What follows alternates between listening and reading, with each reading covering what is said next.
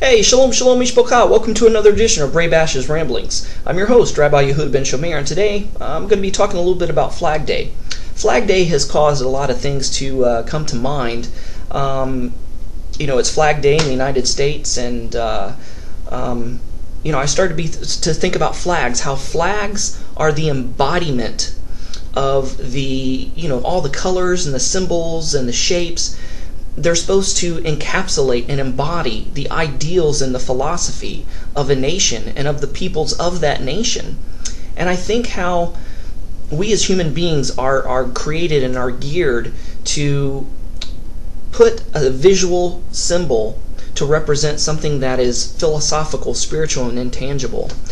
And we as human beings have such a hard time with not creating graven images because we want to connect something that is unseeable, that is invisible, that is intangible, to something physical that we can see and that we can physically relate to. And it's ironic in a way how God says, you know what? No matter what symbol you come up with, you can't encapsulate me. You can't describe me as a whole. You can't symbolize me with anything. So don't even try. Just don't do it. So we don't have any physical symbols or statues or representations of the one true God of Israel. But yet, we take our ideas and our philosophies and our doctrines, and we create a symbol to represent them. Now, there's nothing wrong with that. There's no scriptural prohibition against doing that. It helps people to know who they're dealing with. You see a Chevron symbol, and you think of Chevron, the oil company. You see the golden arches, the yellow M, and you automatically think of McDonald's. We connect symbols with things, just like bands, the way like a band's logo is. It may be the initials of their name, but the way the stylized letters are, we say, oh, well, that's Linkin Park, or oh, well, that's this band, or that's that band, or whatever. And it's the same with denominations and groups and countries. We see a flag, we know what country it is. We see a symbol, and we say, oh, well, that's Ray Bash Ministries, or that's Chabad, or that's Aish, or that's Free Will Baptist, or we connect these symbols because those symbols are supposed to symbolize and encapsulate the ideals and the philosophy of a particular organization, group, or people. And Flag Day, that's kind of what Flag Day is all about. I don't see anything wrong with it, so don't worry. I'm not going to say, oh, Flag Day's evil, anything crazy like that. But there is a danger in patriotism, just as there is a danger in Zionism, because patriotism and Zionism and flag waving can, if not careful, can be created almost into a religion in and of itself. I know that there are some people out there who wholeheartedly believe in the heresy and in the blasphemous doctrine that their particular country, their particular religion has replaced Judaism, has replaced the people of Israel, has replaced God's people. Oh, we are spiritual Jews. We are the new Israel. And they just, oh, God forgive them, for they don't know what they do. They have no idea what they're saying or what they're doing. And that is the pinnacle and the epitome of arrogance and ignorance rolled into one.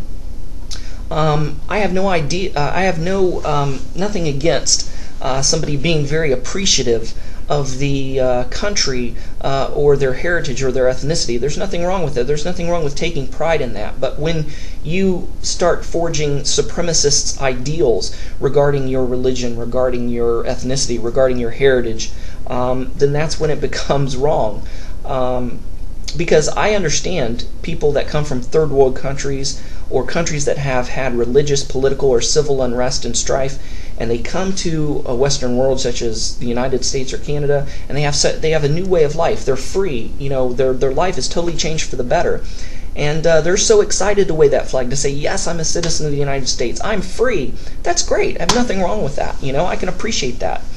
And, by default, the civilized countries of the world, by default, keep a form of Torah, whether they realize it or not.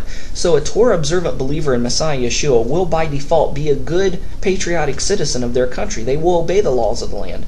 Now, when the laws of the land start going against the Torah, that's when you can pull back and say, hey, I'm not going along with that. I'm not going to jump on that bandwagon. So we have to be very, very careful, because we as human beings also are creatures of extreme. We go extreme one way or the other, and it's very rare that we find a happy medium and a balance. You have the extreme left, you have the extreme right, and neither one of them are right. There's a happy medium somewhere that we got to find, and that's the same in dealing with your patriotism. And you can still be patriotic and be a flag waver without being a fanatic, without being a supremacist, without going against the Torah. Because what you have to remember and what you have to realize as a Torah observant believer in Messiah Yeshua is that you are a stranger, an alien, and a sojourner in this world and in the country of your origin. That we are actually ambassadors to a world which we've never seen. We are ambassadors and we are citizens of a world that we have never physically been in yet. It's the world to come. Yeshua said, and this is why I believe Yeshua wasn't a Zionist and he wasn't a patriot, because he said, you know what, my kingdom is not of this world. Revelation talks about the new heaven and the new earth and the new Jerusalem, that is the world to come. That's where our citizenship is. That's where our home is. That's where our origin is. And it's ironic we've never been there. But if you're a believer, a Torah observant believer in Messiah Yeshua, you can say that. You can say, you know what, my citizenship is not of this world. My citizenship is of the new heaven and the new earth and the new Jerusalem. It's in the world to come. But we can still be powerful lights and powerful agents and powerful forces for good within the countries that we find ourselves in, whether we live in Israel, whether we live in the United States or Canada or Europe or wherever. And this kind of bleeds into denominations and sects and religion. I have a good pastor friend of mine who said, you know what, I just wish I could just take the denominational name off of our church and just say, we are the household of faith. And I think that's one thing as human beings we struggle with, because we're creatures of extreme and creatures of habit. We like to forge concrete black and white ideals, and sometimes it's hard for us to learn how to be unified and to agree to disagree agreeably. Look, as long as we're in these bodies, as long as we're in this world, we are not going to see eye to eye. As long as we agree on the basic cardinal foundational things, that God is one, that Yeshua is Messiah, that he is divine, that he was virgin born, that he believe in his death, burial, and resurrection and his redemptive work, and believe that the Torah is still for today, that it is still applicable for the believer today, and we believe on these cardinal foundational things, everything else is small potatoes. We shouldn't sweat the petty stuff. We shouldn't major on the minors. All that stuff is peripheral. And if we can agree to disagree agreeably on those things, it shouldn't matter what denomination we decide what umbrella that we decide to get under. As long as we are believers and we can be unified on those foundational cardinal things, it shouldn't matter. The rest shouldn't matter. And that's very hard for us to do. And that's why there's so much strife and disunity in the body of Messiah, because we are flag wavers, because we wear our denominational logo on our sleeve, so to speak, and our priorities are misguided and misaligned. Sometimes it's a tough row to hoe. But we've got to look beyond the flag. We've got to look beyond the logos and realize that there's something bigger that we're a part of, and that we can have the maturity to agree to disagree agreeably. We're supposed to be the body of Messiah. We're supposed to be unified, but you know what? We're making Messiah Yeshua out to be a cripple, deaf, dumb, blind, and stupid, because we can't agree to disagree agreeably. We can't even successfully agree on the cardinal doctrines and on the major things that we need to, and let everything else just kind of fall to the side and agree to disagree agreeably on those things. Quickly running out of time here, so I want to thank you for your viewership, thank you for watching, for your prayers and support.